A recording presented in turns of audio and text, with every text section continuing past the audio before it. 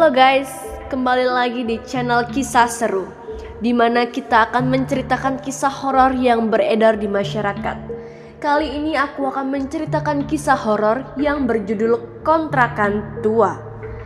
Aku bukanlah orang yang tergolong indigo atau punya kemampuan melihat makhluk goib.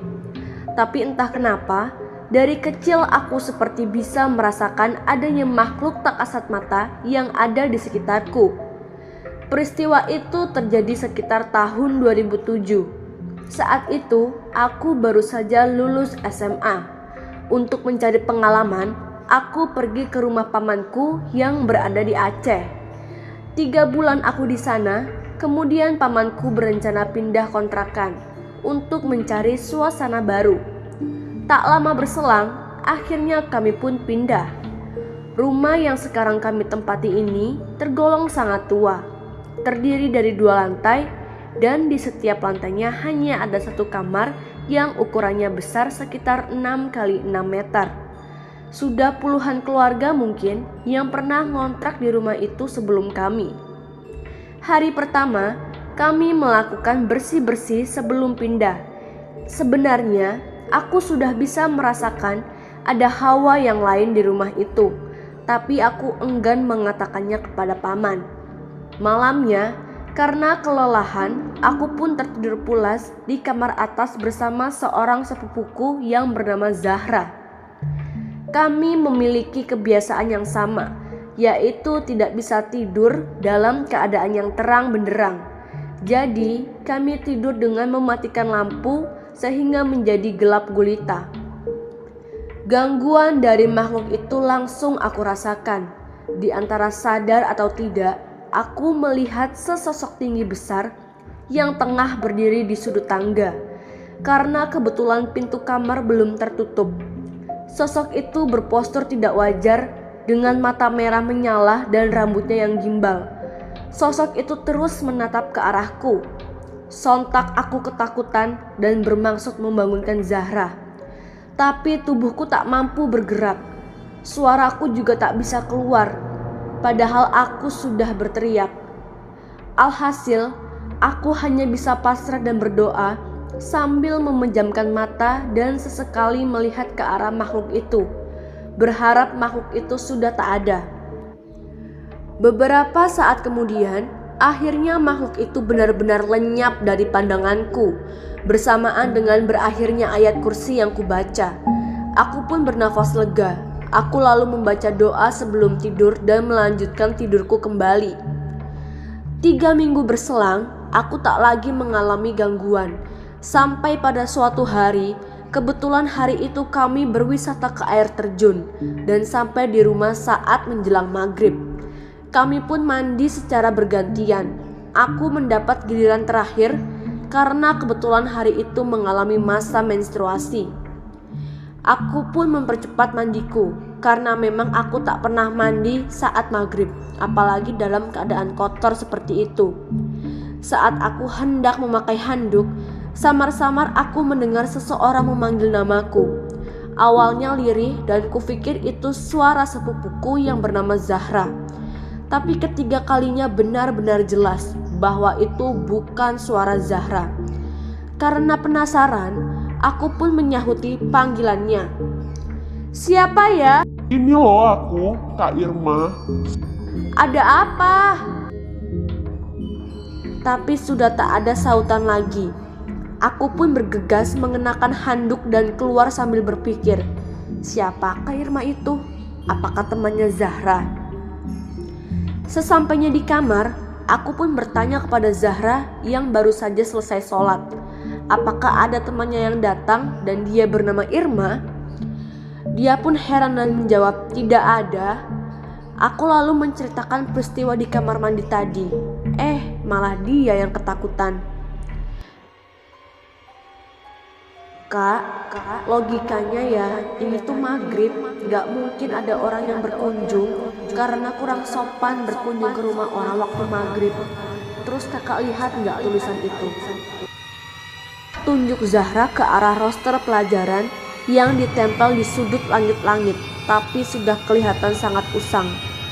Aku heran, ada apa sih sama roster itu? Aku mencoba melihat tulisan di bawahnya.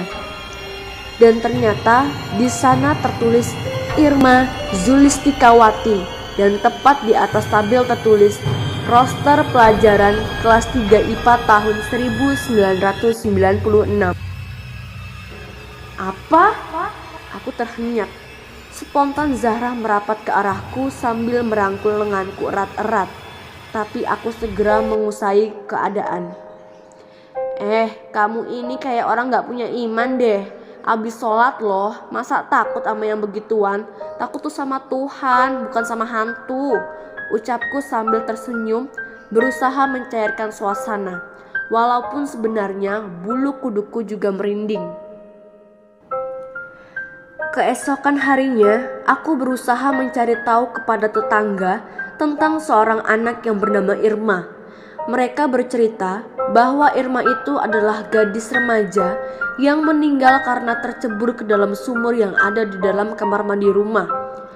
Mereka malah heran, kenapa aku bisa tahu Irma? Aku hanya menjawab karena membaca tabel roster yang ada di kamar atas. 2 hari berselang, waktu menunjukkan pukul 4:30 sore.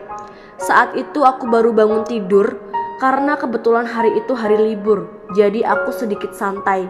Aku berniat mengambil minuman ke dapur. Saat aku sedang menenggak minuman di depan meja, tiba-tiba aku melihat ada seorang anak kecil berusia sekitar 4 tahun berlari dari arah pintu belakang rumah yang memang sedang terbuka. Anak itu berlari sambil mendorongku dari belakang hingga aku tersedak. Aku pikir itu adalah sepupuku Haikal yang masih berusia 4 tahun. Dia terlihat seperti habis mandi dengan hanya mengenakan cawet dan bedak yang bertaburan di punggungnya. Tapi kenapa aromanya begitu menusuk ya? Haikal, abis mandi tuh pakai baju dulu dek, baru boleh main. Ini belum pakai baju udah lari-larian. Bau asem tuh, ujarku. Tapi malah bibiku yang menyahut dari ruangan TV. Haikal dari mana sih nah? Kan Haikal belum pulang. Aku pun teringat bahwa sepupuku memang masih balita itu sedang ikut bersama ayahnya yang ke rumah saudaranya sejak tadi pagi. Dan rumahnya itu berada di kecamatan lain. Waduh, apalagi nih, gumamku. Belum sempat aku berpikir jernih, tiba-tiba aku melihat sekelebat bayangan aneh. Seperti sosok perempuan mengenakan baju seperti daster dengan rambut tergerai sampai kaki. Bayangan itu seperti melayang dengan ringannya, namun kemudian melesat dengan cepat ke arah ruang tamu. Melihat itu aku langsung istighfar. Entah kenapa perasaanku mulai tak enak. Puncaknya terjadi pada malam itu juga. Saat aku mulai terlelap, tiba-tiba aku terjaga karena melihat Haikal yang berlari-lari sambil tertawa di dalam kamarku. Saat aku akan membuka mata, tak ada siapapun di sana. Sengaja tak aku ceritakan kepada Zahra yang sedang tidur, karena aku yakin pasti dia ketakutan. Akhirnya aku pun mencoba tidur kembali, walaupun sedikit sulit, akhirnya aku terlelap.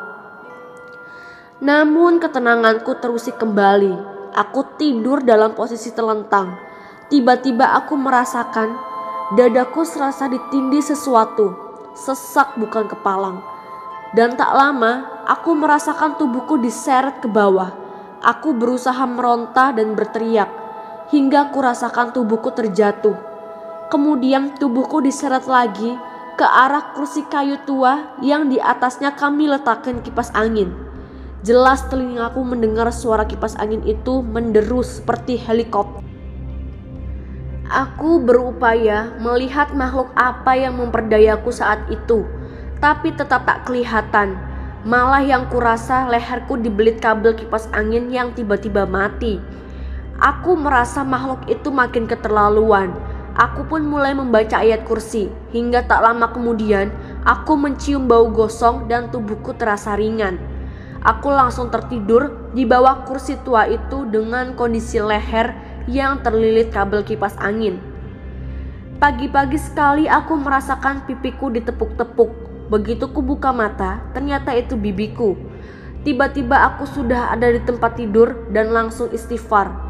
Bibi berkata bahwa ia mengangkatku dari bawah kursi dan melepaskan lilitan kabel di leherku. Katanya aku pingsan.